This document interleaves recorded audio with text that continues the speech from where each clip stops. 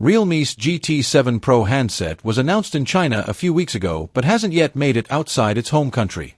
Realme has scheduled an international launch event on November 26th and has already set up a landing page on Amazon.in. Starting November 18th, the company is launching a pre-order offer for Indian consumers about a week before the official launch date. The pre-booking will be available on Amazon.in and in physical stores. The official Realme website will open pre-orders on the announcement date, November 25th. If you want to reserve your GT7 Pro online, it will require you to pay 1,000 Indian rupees and you get a bank offer of 3,000 Indian rupees, 12 months of no-cost EMI, 1 year screen damage insurance and 1 year of free extended warranty. If offline stores are your thing, though, you can take the same bonuses for 2,000 Indian rupees pre-booking with the addition of a 24-month installment plan. Pre-orders will kick off on November 18th at 12 p.m. local time.